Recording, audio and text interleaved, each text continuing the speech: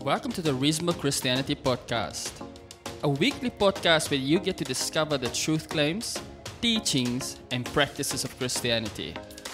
Here's your host, Roland. Welcome back to Reasonable Christianity, where faith meets reason and truth transforms culture. As always, I'm your host, Roland Albertus, and today's episode is as urgent as it is foundational. So, we're going to unpack a systematic theology of fatherhood, a biblical vision for men called to lead, love, and labor as God intended. And this is in light of Father's Day in South Africa.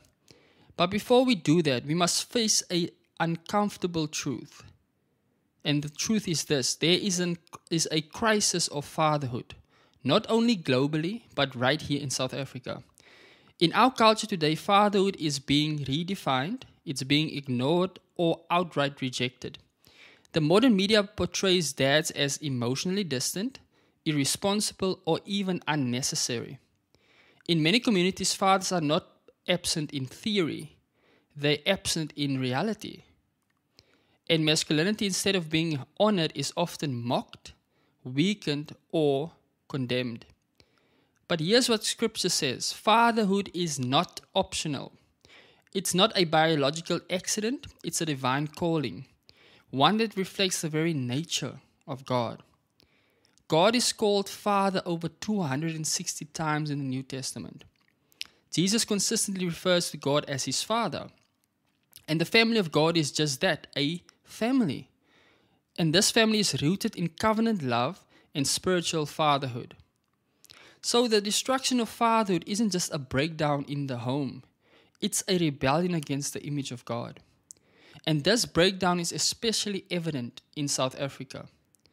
According to Stats South Africa's 2022 General Household Survey, over 60% of South African children live without their biological fathers in the home. In fact, South Africa has one of the highest rates of fatherlessness in the world. Children raised without fathers or involved fathers in South Africa are significantly more likely to experience poverty, violence, school dropout, substance abuse, and incarceration. The South African Human Rights Commission has warned that this epidemic of absent fathers is tearing apart the social fabric of our nation. And this is not just a social crisis, it's a spiritual one. As we read in Malachi 4 verse 6, he will turn the hearts of the fathers back to their children and the hearts of the children to their fathers, so that I will not come and strike the land with complete destruction. That is not a quaint family verse. It is a prophetic word about national judgment and redemptive hope. When fathers repent, return, and lead, God heals the land. But when men abandon their posts, the consequences are generational. So let me say this very clearly. If the enemy can remove the father, he can ruin a family. If he ruins the family, he can wreck the Christian family. If he wrecks the Christian family, he can control the culture. And that's not speculation, that's observable reality. So we need to be more than sentimental. We need reformation. Not just social activism, but theological clarity. A systematic biblical recovery of what God says a father is and a father does. So, in today's episode, we're going to look at fatherhood through 4 key theological lenses. First, the theological foundation of fatherhood, how God the Father defines earthly fatherhood. Secondly, the covenantal responsibility of earthly fathers, their duties to lead, provide, protect, and disciple. Thirdly, the redemption of fatherhood in Christ, how Jesus heals what sin has broken. And number 4, the eschatological hope of fatherhood, how faithful fatherhood points us to eternity with our Heavenly Father. So, if you're a dad, a spiritual father, a mentor, even a young man hoping to one day lead a family, this episode is definitely for you. If you've been hurt by an absent father or abusive father, then this episode is also for you. God has not left us fatherless. He has given us His Word, His Spirit, and His Son to redeem this broken world, starting in the home. So let's recover the sacred calling of fatherhood, not according to the world, but according to the word. So let's begin. Let's start with the theological foundation of fatherhood. In order for us to rightly understand what a father is, we must begin not with men, but with God. The Bible does not merely represent or present God as being like a father. No, the Bible says God is the Father. So fatherhood is not a human construct projected onto God.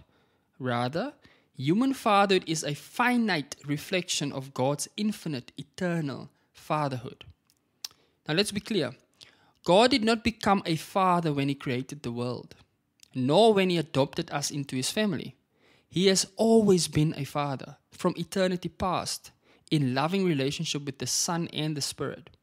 As the Nicene Creed affirms, we believe in one God, the Father Almighty, maker of heaven and earth. And it goes on to say, and in one Lord Jesus Christ, the only begotten Son, begotten of the Father before all worlds.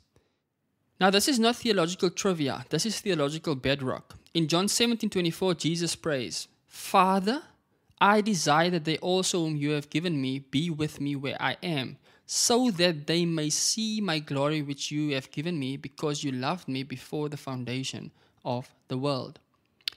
Here, Jesus speaks of an internal relationship with the Father. The Trinity reveals that fatherhood is not grounded in authority alone, but in love. So what does this mean for human fathers? It means fatherhood is relational before it is functional. God is not Father because He rules the universe, but because He lovingly gives life, identity, and security to His children. Earthly fathers must reflect this relational essence. The Apostle Paul reinforces this in Ephesians 3 verse 14 and 15. He says, For this reason I bend my knees before the Father, from whom every family in heaven and on earth derives its name. The Greek word translated family here is patria, which comes from pater, which means father. In other words, all fatherhood, indeed all familial structure, finds its origin and meaning in God the Father. Oh, awesome. Reformer John Calvin wrote the following. He says, God is called Father for this reason, that He may communicate to us His own nature through adoption, and that we in turn may become fathers to our children, not only by nature, but by the Spirit. And this shows us that fatherhood is not a mere biological role. It is a spiritual office, a gospel picture, a divine analogy. Think about how Jesus taught His disciples to pray in Matthew 6:9. He said, Pray then in this way, Our Father, who is in heaven, hallowed be your name. In teaching us to call God Father, Jesus reveals the heart of divine intimacy. The name Father was radical, especially to Jewish ears, who are accustomed to titles like Elohim or Adonai or El Shaddai. But Jesus uses Abba, a term of affectionate trust, like saying Papa. So here's the theological foundation in summary. First, God the Father is the original and eternal Father. All earthly fatherhood is derived from Him. Second, fatherhood is fundamentally relational, grounded in love, not just authority. Number 3, human fathers are image bearers, called to reflect God's character in the home. Number 4, the Trinity reveals perfect fatherhood, self-giving, nurturing, leading, and loving.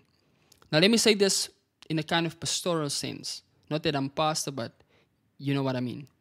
If your earthly father failed you, or neglected you, or wounded you, God the Father is not the projection of that pain. He is the perfection of what your father was meant to be.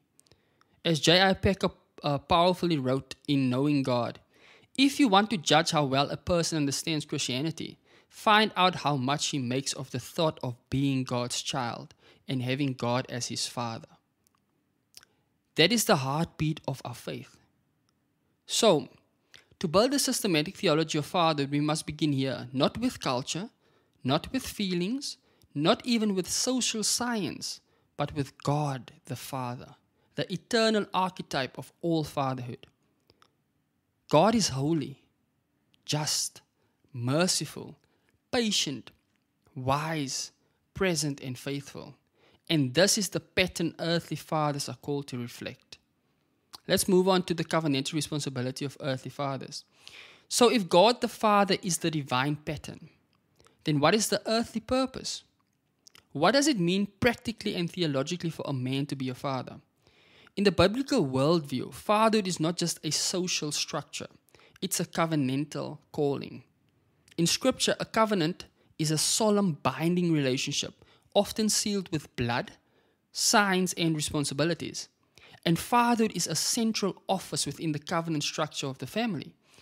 This covenantal vision begins in Genesis 18, verse 19, where God says of Abraham, "For I have chosen him so that he may command his children and his household after him to keep the way of the Lord by doing righteousness and justice, so that the Lord may bring upon Abraham what he has spoken about him." In this scripture, the first patriarchal father is given a sacred charge. And this charge is to instruct and to lead his household in the ways of the Lord. This is not just parental advice. It's covenantal discipleship. Now let's explore four core responsibilities that define a biblical father's role within the covenant. Firstly, a biblical father is called to spiritual leadership. That means the father must represent God in the home. This means a father's first responsibility is to represent God's authority and character in the household. He is a shepherd under the great shepherd. In Deuteronomy 6 verse 6 and 7, Moses exhorts Israel's fathers by saying, "These words which I am commanding you today shall be on your heart, and you shall repeat them diligently to your sons, and speak of them when you sit in your house, when you walk on the road, when you lie down, and when you get up." The spiritual education of children was not outsourced to rabbis or priests or government programs. It was the father's calling to create a God-saturated home where theology was life and scripture was constantly spoken. Puritan pastor Richard Baxter once said, "Fathers must be the bishops of their own households. If they do not preach Christ in their homes, they fail in their first ministry." In South Africa today, where many fathers are absent or spiritually passive, this call to leadership could not be more urgent. A father who abdicates his spiritual role leaves his family vulnerable to false ideologies, to moral drift, and generational decay. The second responsibility of a father is provision. So Paul writes in 1 Timothy 5 verse 8, "But if anyone does not provide for his own, and especially for those of his household, he has denied the faith and is worse than an unbeliever." Worse than an unbeliever. This is one of the strongest statements in all of Scripture about family responsibility. So a man who fails to provide physically, emotionally, and spiritually is not just lazy. He is unfaithful to God's covenant. In a country like South Africa, where unemployment, poverty, and systematic inequality affects millions, fathers must find creative, sacrificial ways to be providers, not just financially, but holistically. Provision is not about income alone. It's about creating stability, giving time, meeting needs, and building a life of order and flourishing for one's children. As God provides daily bread, fathers must imitate His care. Now, I've mentioned this before. This does not mean that a father or a marriage couple cannot go through a season where the man is maybe not working or earning an income or trying to start a business or doing something else. No, those seasons will be there, but it cannot be the norm. It is the father's responsibility to provide for his family. Number 3, the third responsibility of a father is protection. In Proverbs 4 verse 1-4, Solomon recounts his father David's words. "Listen, my sons, to the instruction of a father, and pay attention so that you may gain understanding."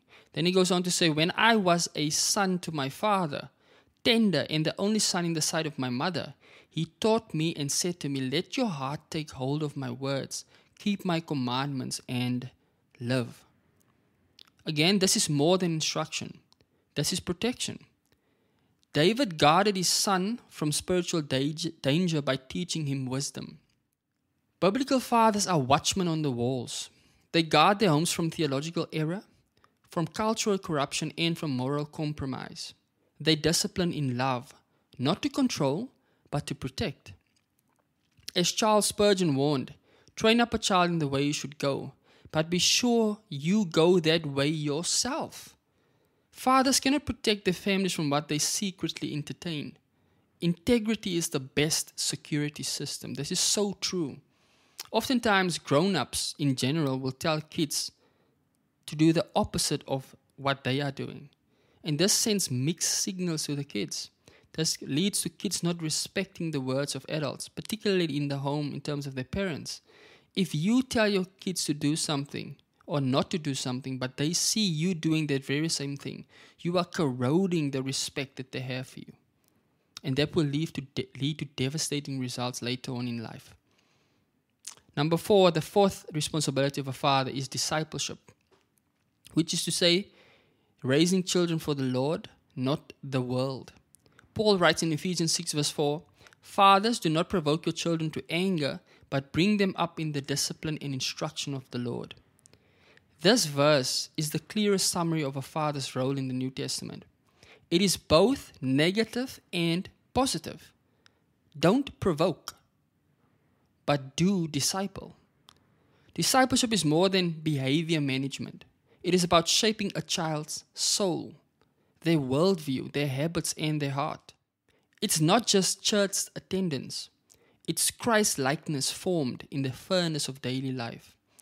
And notice Paul addresses fathers, not parents generically, because when a father leads spiritually, the home becomes a garden of grace. In fact, research in South Africa has shown that when fathers are actively involved, especially in faith development, children are far more likely to stay in church as adults. They are less likely to be involved in gangs, drugs, or teen pregnancy. They are more resilient, secure, and hopeful about the future. So fatherhood matters, and it matters eternally. To sum up, the covenant responsibility of fathers includes spiritual leadership, which means modeling and teaching the faith, provision, supplying physical, emotional, and spiritual needs, protection, defending the home from harm and deception, and discipleship, shaping a child for God, not the world. And this is not a side hustle. It's a sacred office. A man is never more manly than when he walks in humility before God and leads his family with grace, truth, and courage. As Jonathan Edwards once said, every father ought to consider himself a steward of God, appointed to train up the souls of his children for eternity. Let us recover this stewardship, not just in the pulpit, but at the dinner table, not just in the church, but in the living room. Very important. Now let's speak a little bit about the redemption of fatherhood in Christ. In a broken world where many fathers are absent, abusive, apathetic, or spiritually passive, we are confronted with a painful reality. Fatherhood is fallen. Like every good gift from God, the role of the father has been marred by sin. But the gospel doesn't just expose what's wrong, it redeems what's lost. In this part of our episode, we explore how Jesus Christ restores fatherhood, not just as a concept, but in actual homes, in actual hearts, and in actual histories. So, the fall of fatherhood, we can almost define it like sin's war in the family. Now, in order for us to understand the beauty of redemption, we must begin with the tragedy of rebellion. In Genesis 3, Adam fails to protect and lead his wife. He stands silently while the serpent deceives her. This passive abdication of headship is the first fracture in the human family. The Bible says, "Then the Lord God called the man and said to him, 'Where are you?'" The Hebrew emphasizes that God called to Adam, not Eve. Why? Because Adam was the covenantal head. He bore the responsibility and he failed. This original sin ruptures not only man's relationship with God, but man's relationship with his own role as husband and father. And the consequences have echoed across every generation. We see Cain killing his brother in Genesis 4. We see Lamech boast of violence and polygamy in Genesis 4 again. The patriarchs struggle with favoritism, rivalry, and sexual sin. David fails to discipline his sons, resulting in rape, rebellion, and murder. So from Genesis onward, Scripture is brutally honest. Fatherhood is fragile when it is divorced from God's design. In South Africa, like I mentioned earlier, over 60% of children grow up without their biological fathers in the home. Many boys are initiated into manhood through cultural rites of passage without biblical discipleship. Absent, violent, or passive fathers perpetuate cycles of poverty, crime, and emotional damage. This is the tragic fruit of Genesis 3. But the gospel enters precisely where the curse is deepest. When we think about the fatherhood of Christ, as he was crucified, as he lived, was crucified and rose again to restore what was lost, we need to consider the following. In the incarnation, Jesus doesn't just come as Savior, he also comes as the perfect Son and the perfect image of the Father. He is the radiance of his glory and the exact representation of his nature. Hebrews 1 verse 3.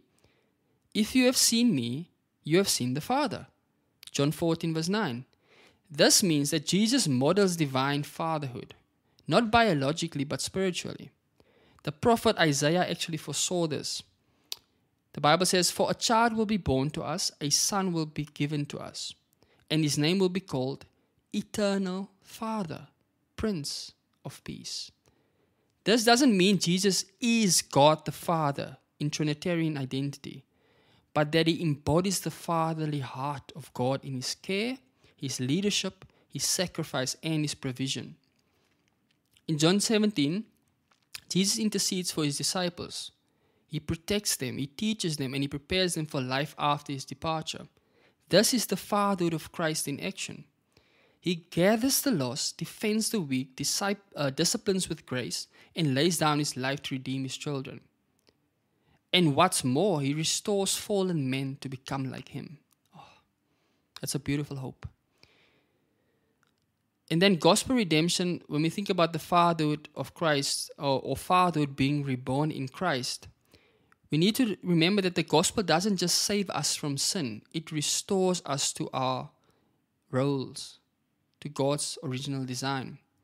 When a man is born again, he is given a new heart, according to Ezekiel 36 verse 26, a new identity, according to 2 Corinthians 5:17, and a new mission, according to Matthew 28:19 and 20. This includes the redemption of his calling as a father.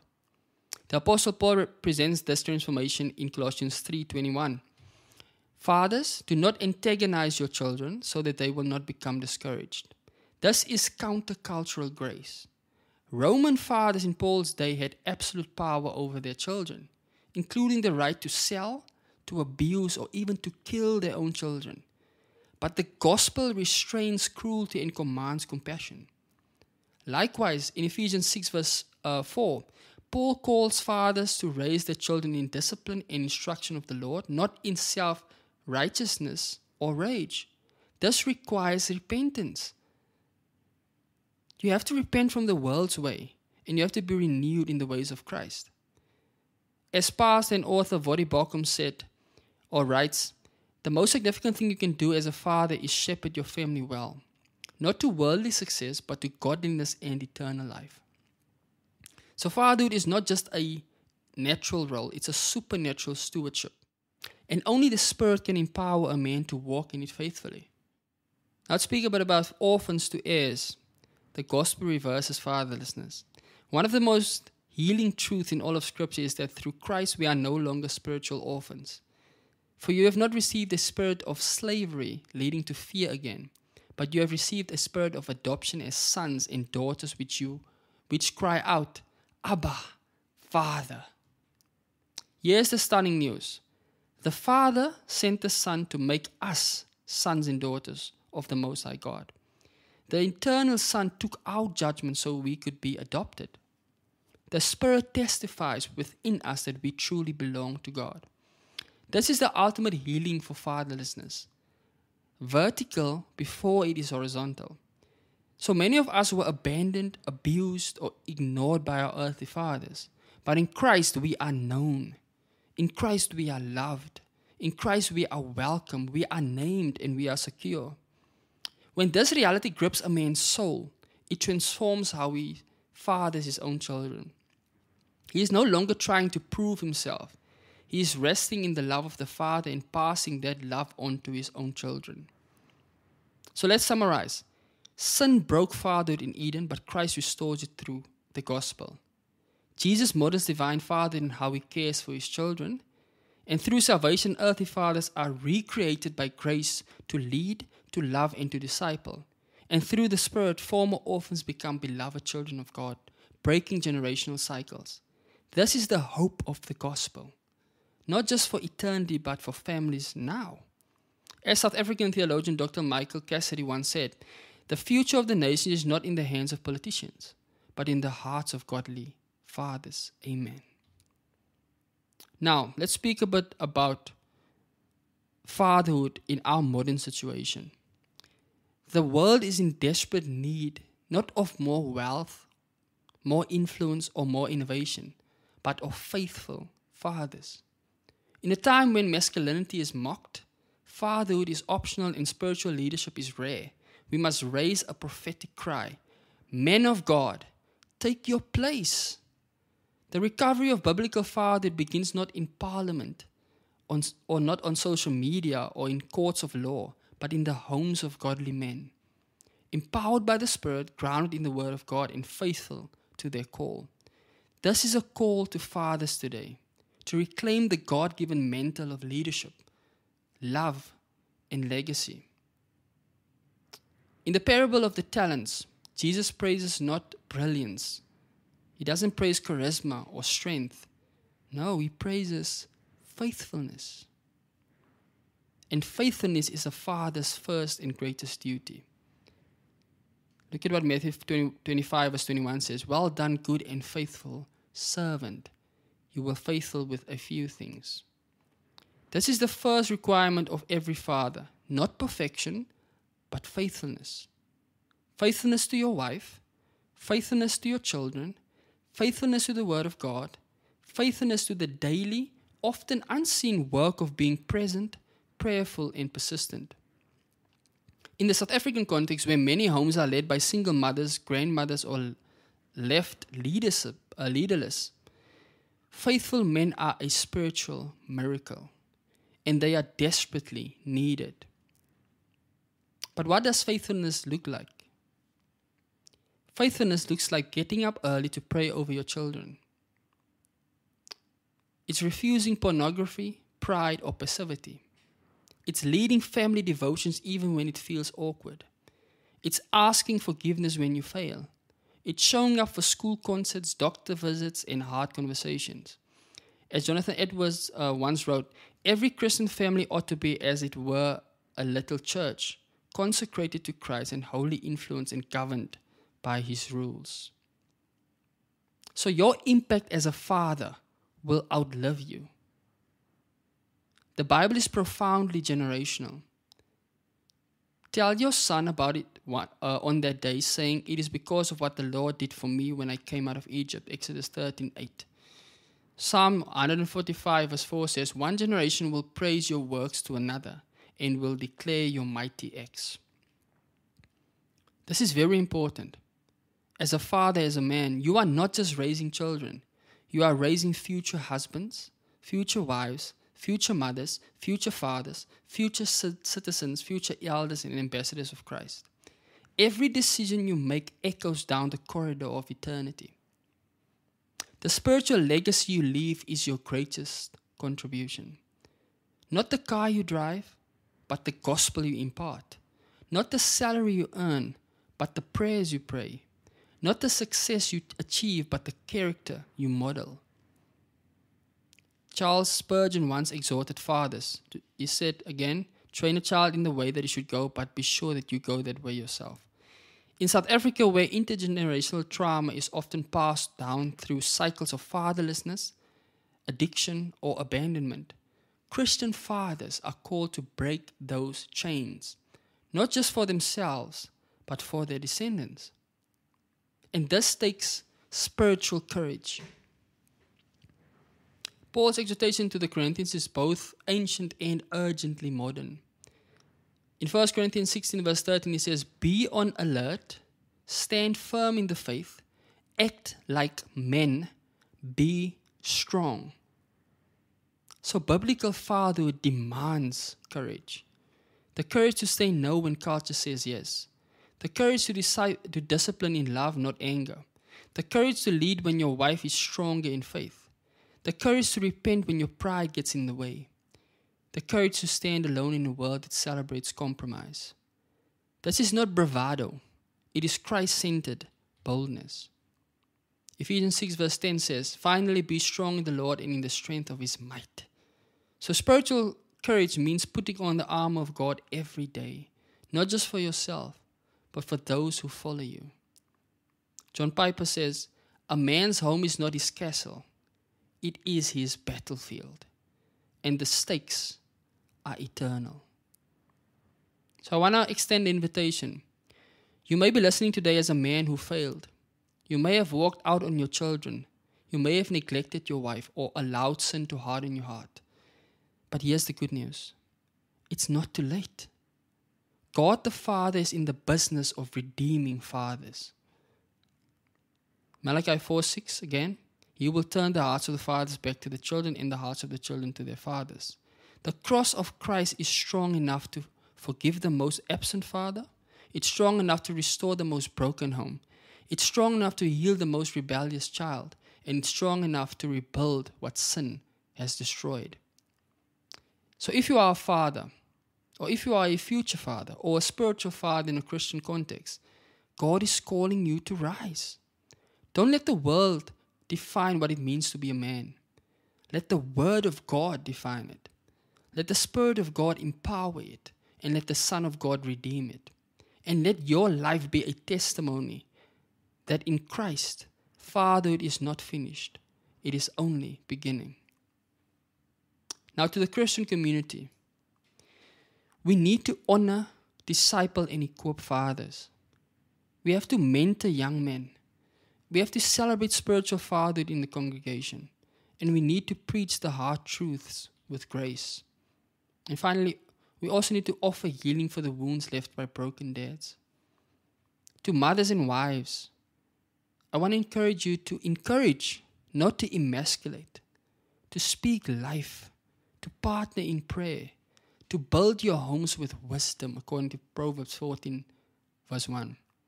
To sons and daughters, forgive your fathers, even when they failed, even when they were absent, because healing begins with grace. And to every man listening today, be a faithful father in your home, in your Christian community, and in your community at large. The world is watching. More importantly, your children are watching. Joshua 24 verse 15, "As for me and my house, we will serve the Lord." Let that be the legacy that you leave. Now, as we close this episode, I want to speak directly to the men listening. Whether you are a father already or hope to be one day, or are serving as a spiritual father in your local Christian community, or even in your local town, the call to fatherhood is not for the faint of heart, but it is for the faithful. God doesn't call perfect men. He calls humble, surrendered men who are willing to lead in love, to walk in wisdom, and to fight for their families on their knees. The truth is, you don't have to figure this out alone. Scripture is rich with wisdom. The Christian community is full of examples, and the Holy Spirit is ready to empower you. So what now? I want to invite you to join me on Patreon for our exclusive bonus segment entitled 7 Habits of Spiritually Strong Fathers.